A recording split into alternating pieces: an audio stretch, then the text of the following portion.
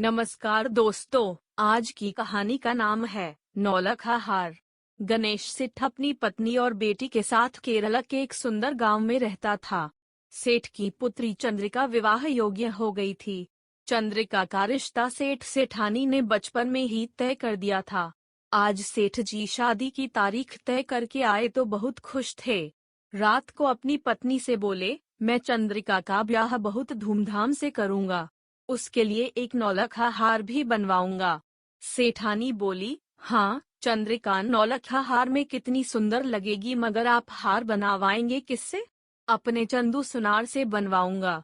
वो अपने बारीक काम और सफाई के लिए पूरे केरला में मशहूर है। सेठ जी बोले। केवल काम की सफाई के लिए नहीं, सेठानी ने अपनी बड़ी बड़ी आंखें मटकाते हुए कहा, चंदू अपने हाथ की सफाई के लिए भी बहुत मशहूर है। चंद्रिका के गहने उससे मत बनवाना। सेठानी की बात सुन सेठ जी कुछ सोचने लगे। कुछ देर बाद बोले, मैं चंद्रिका का हार तो चंदू से ही बनवाऊंगा। देखूं वो मुझे कैसे ठगता है। आप ऐसी भूल मत कीजिए। चंदू ने बड़े बड़ों के छक्के छुड़ाए हैं और आप तो सीधे साधे इंसान हैं। चंदू के सामने आपकी एक नहीं चलेगी। आपका ही नुकसान होगा। सेठ जी मुस्कुराते हुए बोले, तुम फिक्र मत करो, मैं बहुत सावधान रहूंगा। अगले दिन सेठ जी ने चंदू को बुलाया और उसे सारा काम समझा दिया। फिर वे बोले, देखो चंदू, लोग कहते हैं कि तुम अपने काम में काफी हेरा फेरी करते हो। चंद्रिका के गहनों में मैं ठगा जाना नहीं चाहता, इसलिए मेरा एक आदमी हमेशा तुम्हारे साथ रहेगा और तुम मेरे मकान में काम करोगे। सेठ जी की बात सुनकर चंदू दुखी हो गया। वह बोला, सेठ जी, मुझे इतना शर्मिंदा ना करिए। चंद्रिका बिटिया मेरी बेटी जैसी है। भला मैं उसके गहने बनाने में बेईमानी क्यों करूंगा? आप बस बता दें, मैं सब तैयार करके ले आऊंगा। सेठ जी बोले, नहीं चंदू, अपनी बेटी के गहनों के मामले में मैं किसी पर विश्वास नहीं करूंगा। काम तुम्हें मेरे घर में मुरली की निगरानी में ही करना होगा। अगले दिन से हार पर काम शुरू हो गया। हर रोज सवेरे सेठ जी अध बना हार और बचा सामान तिजोरी से निकालकर चंदू को देते। फिर चंदू और मुरली नाव द्वारा कायला पार कर छोटे मकान में जाते। चंदू काम पर लग जाता और मुरली उसकी निगरानी में। चंदू को सेठ जी की बात का बुरा तो लगा था, मगर वो यह सोचकर खुश था कि उसका बनाया हार चंद्रिका के गले में बहुत ही सुंदर लगेगा।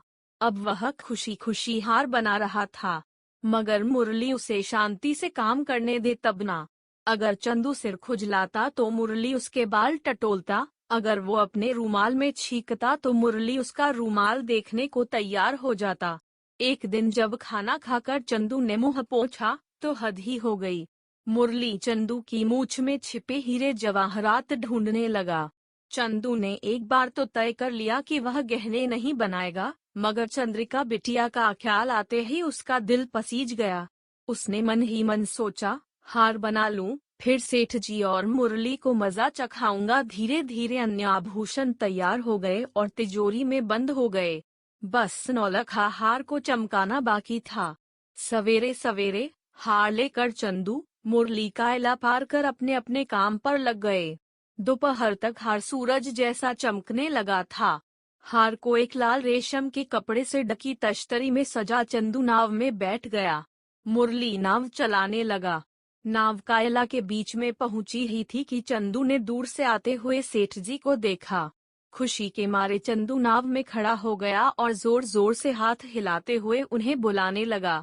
अरे अरे अरे, ये क्या कर रहे हैं? मुरली ने घबराकर कहा।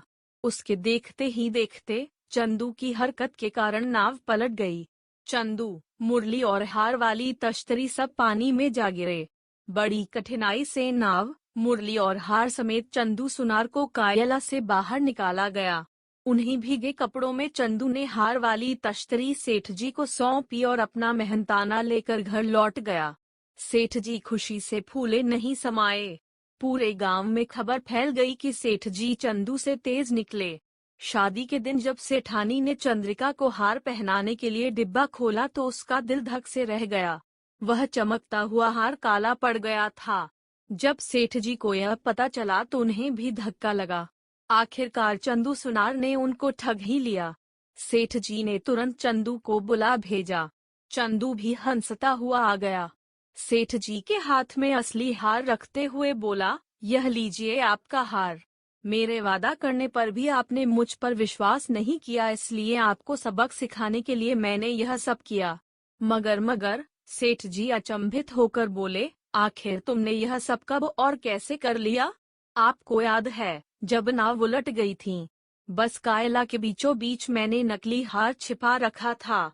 जब मैं पानी में गिरा तब मैंने हार बदल दिया, फिर रात को आकर असली हार पानी से निकाल लिया। चंदू की चालाकी सुन सेठ जी के चेहरे पर भी मुस्कान आ गई। तो दोस्तों, कैसी लगी आज की कहानी? अगर अच्छी लगे तो शेयर, लाइक और चैनल को सब्सक्राइब जरूर करें।